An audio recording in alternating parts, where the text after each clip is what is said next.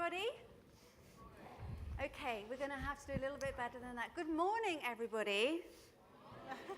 Great, because we have half an hour now, please sit down, to pick up some of the glimpses of the conversation that we were having in the previous session about the role of technology. We only have 30 minutes, so this is going to be high-powered, quick-paced discussion, because I do want to try and get to you, the audience. And the context for this discussion is one in which, obviously, we're all fired up about the Sustainable Development Goals. We think they're brilliant. I think they're brilliant. I think we all think they're amazing. However, we're looking to implement the SDGs in what some describe as a period of creative destruction, what others describe as a VUCA world, so volatile, uncertain, complex, ambiguous, what probably the less alarmists will describe as a fourth industrial revolution. All of these banners really point to the fact that at the moment we're living in a period of incredible disruption and rapid change, and things are happening that perhaps we couldn't have predicted.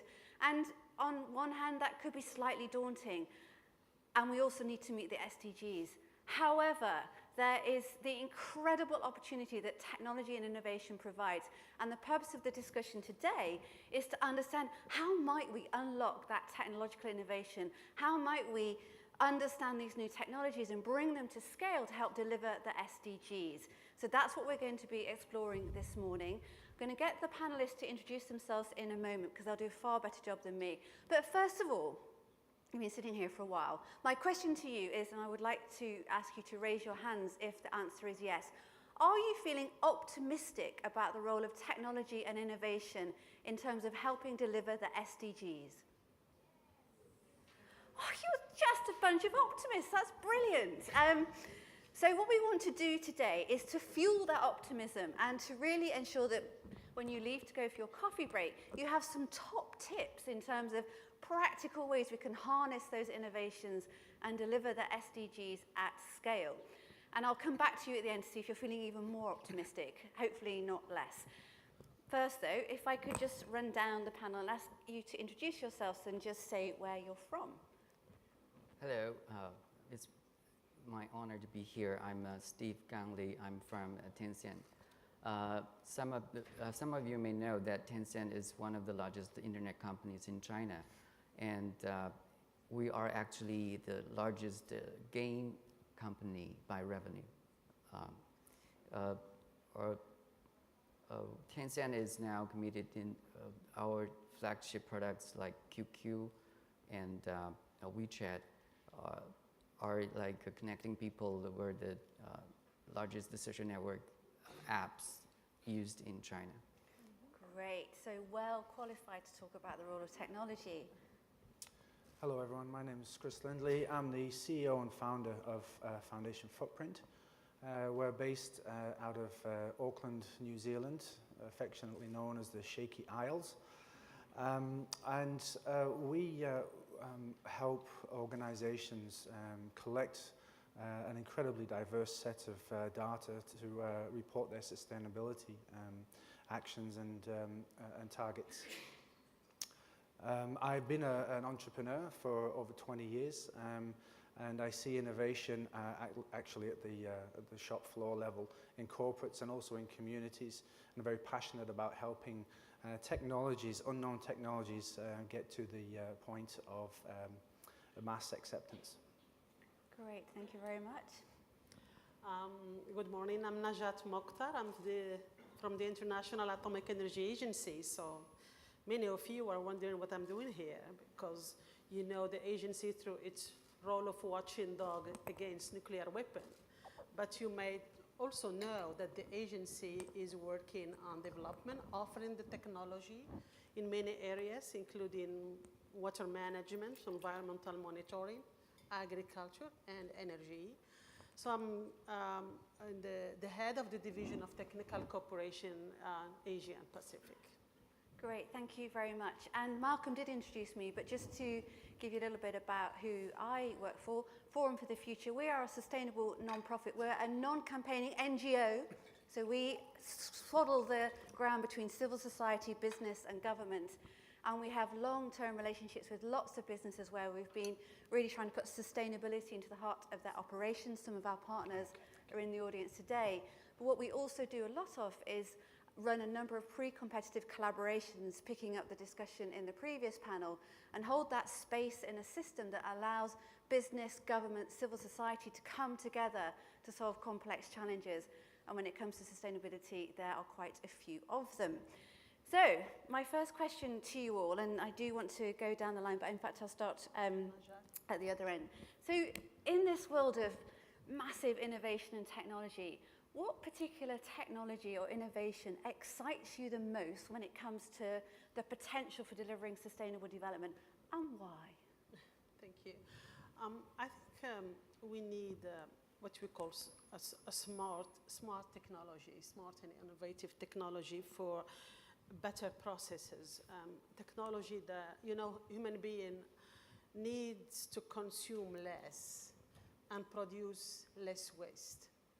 So we need to think in both ends how we can do better. And consumption, it's beyond food consumption. People consume energy, water, time and space that need to be wisely used. And for the time being, I think we are more focused on the front end, more on how we can preserve natural resources, but we think less on the back end, and therefore we need innovative, responsible business production. And this is, in a way, that's what we are doing at IEA. We offer the technology to better manage water, and then we have less waste, manage the energy, monitor the environment. And I think we need to do more. We need a paradigm shift to start by the back end instead of the front end. We need also smart technology to strengthen the resilience and also strengthen the adaptability and the transformation, taking into account all these changes that they are occurring in our world. And I think it's out there, the technology is out there. We need just probably to change, as I said, the way that we are seeing things. Great, thank you, Najat. Can you give me an example of what you mean by the smart technology? Is there a specific application that comes to your mind that is helping reduce energy, reduce waste? Well, in my area, nuclear technology, when they have this plus value on conventional technology, where they are very focused, rapid, so you can use it immediately to see how much water you have in a country, for example, and how you can manage that water better, how much time you have, and then you can use it wisely. This is an example. Okay. Thank you very much. I don't think we have time this morning to debate the merits or the not of nuclear technology, so let's just hold that for a moment. Okay. Chris, what technology or innovation excites you the most, and why? Well, for me, simple technologies are the most important. With simplicity, excuse me, comes ease of maintenance and developing resilience within communities. So, for example, in the light of the recent earthquakes that are hitting the Pacific Rim at the moment, if I could just give an example of a community in New Zealand called Kaikoura, which is famous for whale watching, but it's also a community that's very dependent on tourism, but also seafood. They are now cut off, and that happened within a few seconds in the middle of the night a couple of weeks ago. And so the resilience of individual communities, it's not a difficult problem to solve. If we could provide technologies that already exist to provide individual energy and water independence at the household level, then these communities would be incredibly resilient. So obviously we have PV, solar on the tops of roofs, but being able to collect rainwater with filtration to make it adequate for human consumption. These are all existing technologies.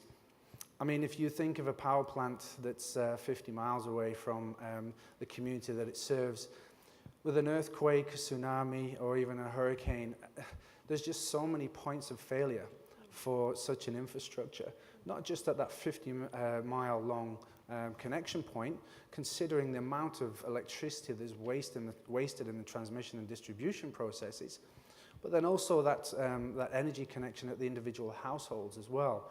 So having them on the roof, these technologies already exist. We just need to push aside the agendas of governments and various corporates who manage these energy supplies.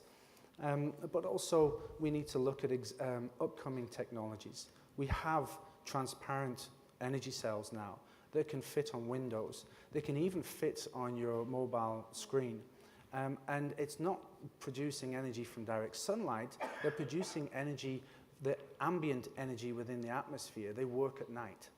Now, this is proven technology. And when you have technology like this, you can move aside the requirement of storage technologies because it's a constant supply of electricity for small devices and ultimately larger places like an individual household.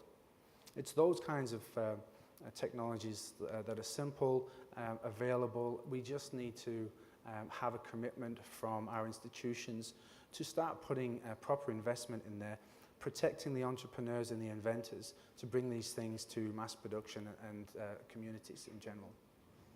Great, that's a lovely example of a very simple technology that could really help power our progress, no pun intended, to delivering some of these energy goals. In your mind, taking that technology, you talked a little bit there about what it would need going forward, but can you be more specific about what are the things that would need to happen to scale this little energy cell? You know, what do you specifically need from business, from government, from civil society? First of all, you need to protect the inventors. It's a cutthroat market out there. These brilliant technologies have incredible potential. And so these technologies can be stolen very easily by inventors, engineers who are simply have no business acumen, no market experience.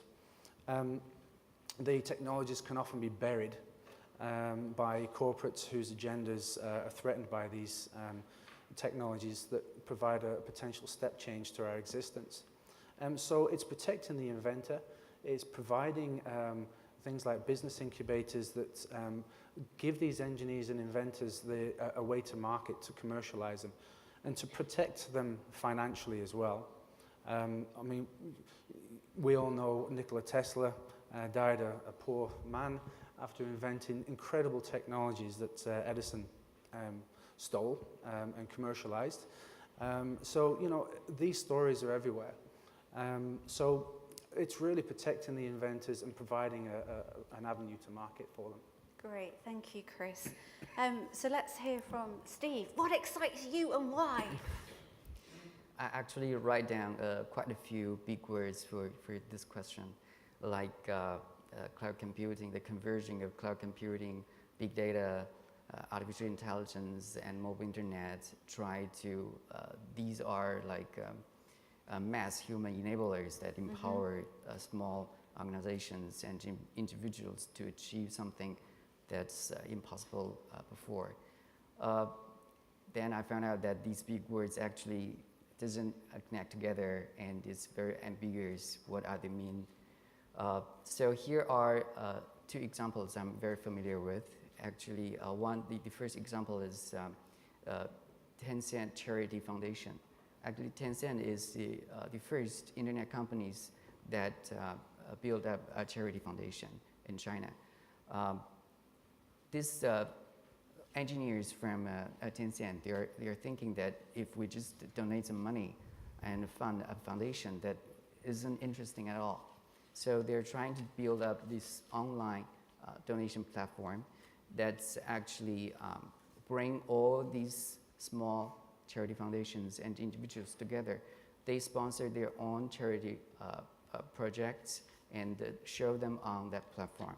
From 2007 to 2012, in 5 years, we raised about 100 million for those small foundations, small projects. That's in 5 years. And we hold a small party to celebrate that we hit the mark. And then in 2012, there is a technological shift from the PC to the mobile in China.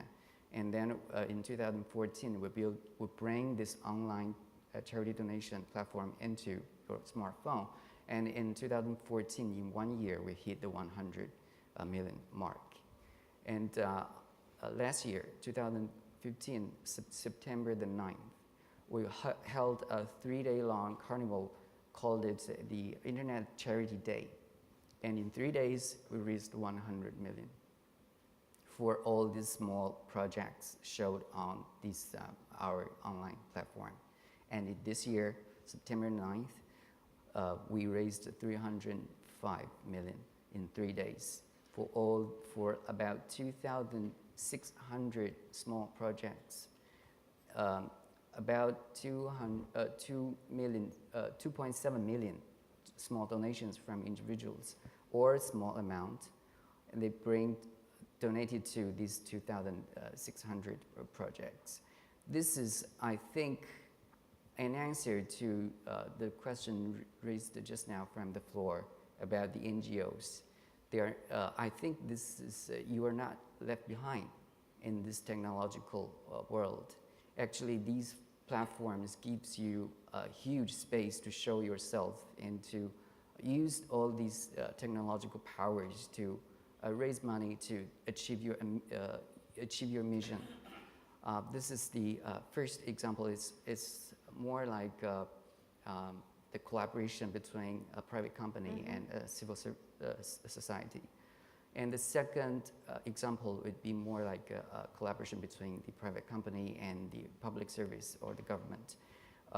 The Ministry of Environment Protection Department of China, they have this hotline you can report the witness of a pollution, waste water emission or noises or these kind of reports. And then in 2014, in all China, this hotline received about 1,463 calls from all over China in 2014. And then Tencent and the Ministry of Environment Protection in China reached an agreement in 2015. And on June the 5th, 2015, this hotline was brought to the Tencent's platform, WeChat. This is a super app in China, and it has a monthly active users about 800 million, something like that. Then in 2015, there were 13,719 calls on WeChat reports about pollution through WeChat, and total this was like a tenfold increase. So this is actually another point that a private company actually has some resources that could be used for the public good. These are the things we think that's combined with these technological platforms, using cloud computing, using big data, using artificial intelligence. Artificial intelligence may be in the near future. These are ongoing process, and it can make big impact to the society, to the...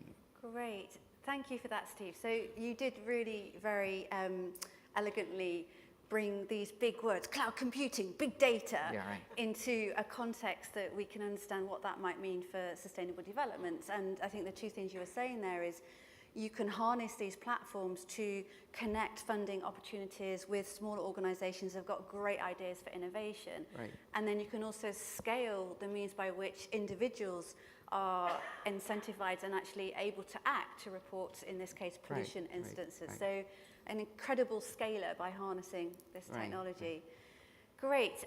It's the chair's prerogative to tell you what I'm most excited about. And can I ask, who has heard of blockchain in the audience? Blockchain. Quite a lot of you. That's great.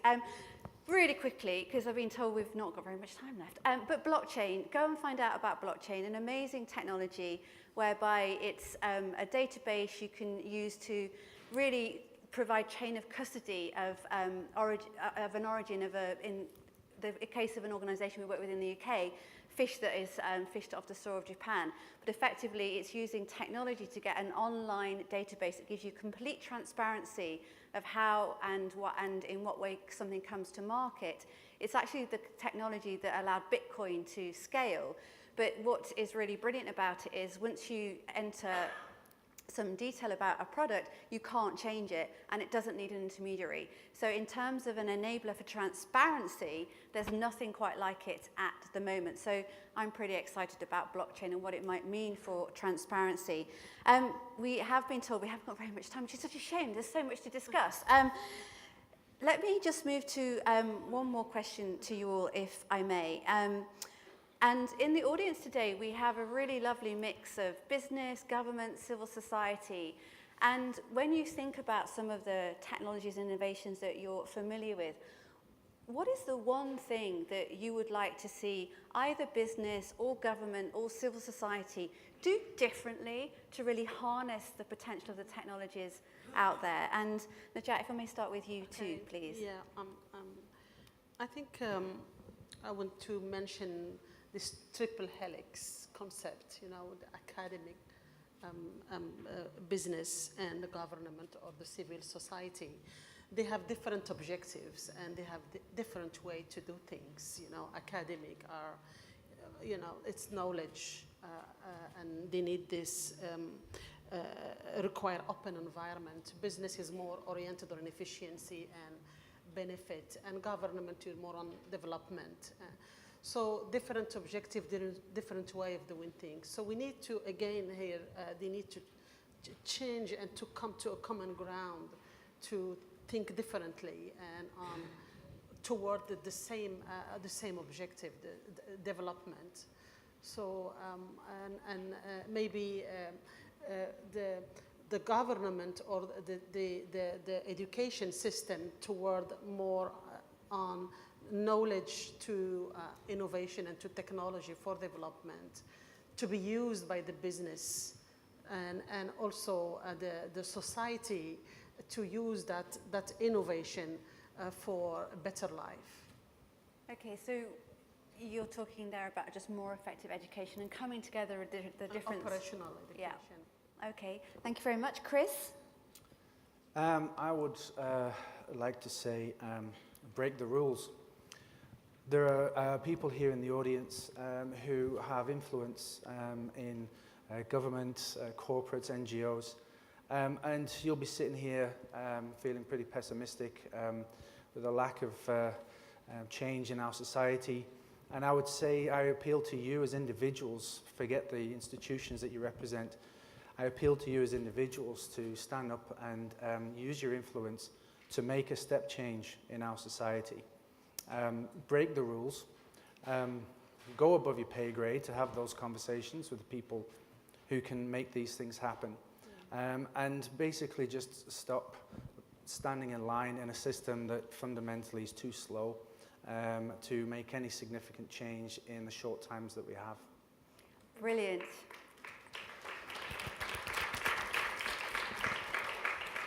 You remind me of what someone said to me at the early stages of my career. Ask for forgiveness, not permission. And certainly that's what I do. Sorry, did I really do that? Oh, no, I didn't mean to do that. But absolutely, we need to break out of our mold. So thank you for that, Chris. Steve? What I feel is that there are lack of communications between the government and civil society and the private sector. We need to understand each other more. At least the government and the civil society should know that there are resources in the private sector that could be used, and that they should be like open-minded to embrace all this technology. And also these education problems. I mean, there are quite a shortage of these qualified engineers within the civil society and in the government. So there are, it's kind of, you need some qualified people to talk to. Then we can share the common understandings of technology, at least something like that. Thank you. I think we're out of time. Can you believe it? It was so short. I feel that that was kind of the opening chapter of what could have been an incredibly rich conversation. So I guess it just leaves me to, I think, say two things really.